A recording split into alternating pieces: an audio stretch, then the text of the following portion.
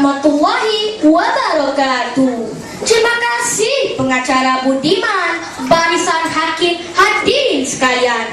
Hayatilah kita saya sampaikan kisah wahyu pertama Rasulullah SAW.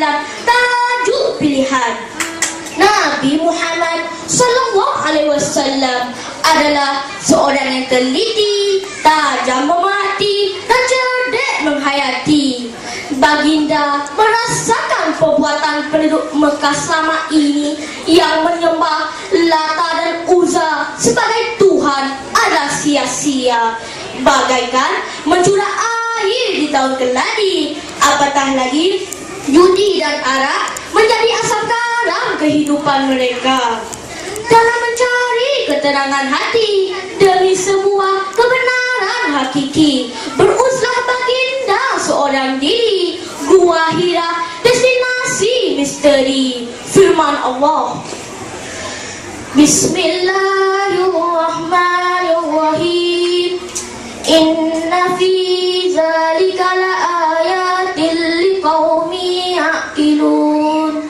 Maksudnya, sesungguhnya pada yang demikian itu benar-benar terdapat tanda-tanda bagi kaum yang menggunakan akalnya. Potongan ayat 24 surah Ar-Rum. Ya kawan-kawan, kita harus muhasabah diri. Pengisian game smart solar adalah salah satu cara mendekatkan diri kita dengan Allah Subhanahu wa Ta'ala. 17 Ramadan dari keramat, Jibril datang membawa amanat. Diajarnya Nabi membaca ayat diulang-ulang sehingga dapat. Firman Allah, Bismillahirrahmanirrahim. Iqra' bismi rabbikal ladzi khalaq, khalaqal insana min 'alaq. Maksudnya, bacalah dengan menyebut nama Tuhanmu yang menciptakan. Dia telah menciptakan manusia dari segumpal darah beku. Potongan ayat 1 dan 2 surah Al-Alaq. Ya kawan-kawan, membaca jabatan ilmu. Program Tasmik telah merealisasikan hasrat KPM menuju ke arah celi Al-Quran. Tanpa melengah lagi, setelah Jibril gaib, Nabi Muhammad SAW terus pulang ke rumah dan menceritakan apa yang terjadi kepada istrinya. Siti Khadijah menenangkan hati Rasulullah lalu bertindak mendapatkan kepastian. Waraqah bin Nawfal lantas ditemui sepupu Khadijah, pendeta Nasrani. Waraqah tersenyum lalu berperik, Muhammad suamimu bakal menjadi nabi. Firman Allah, Bismillahirrahmanirrahim. Wa arsalnaka linnasi rasula wa kafa billahi syahida. Maksudnya, dan telah kami mengutusmu menjadi rasul kepada segenap manusia dan cukuplah Allah menjadi saksi. Potongan ayat 79 surah An-Nisa.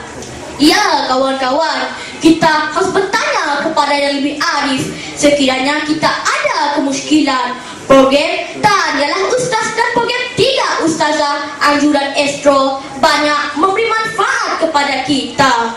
Bermulalah dari wahyu pertama surah Al-Alaq.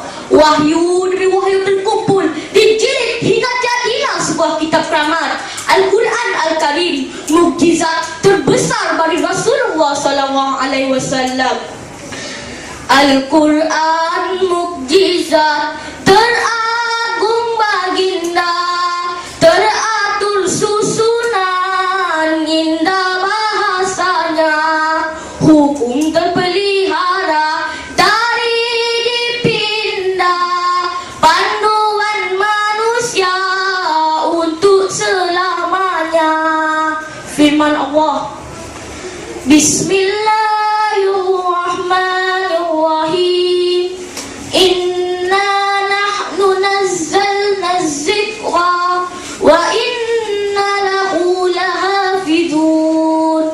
Maksudnya, sesungguhnya kamilah yang menurunkan Al-Quran, dan sesungguhnya kami benar-benar memeliharanya. Potongan ayat 9 surah Al-Hijr.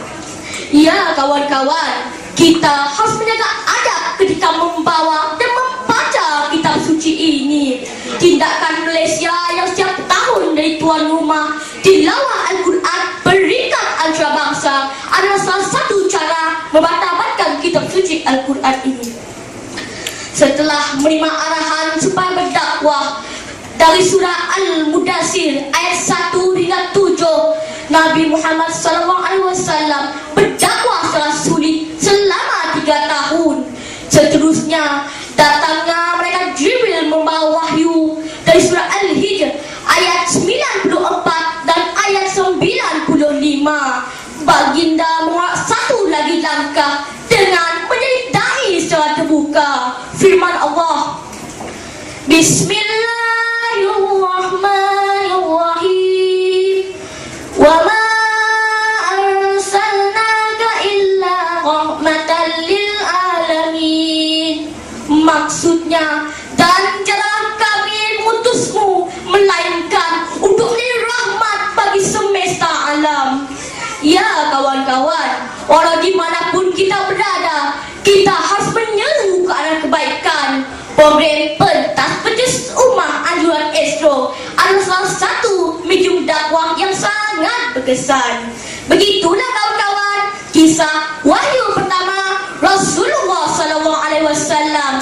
Sirah Nabi jadikan panduan buat pedoman kehidupan insan. Sekian, wassalamualaikum warahmatullahi wabarakatuh. Terima kasih.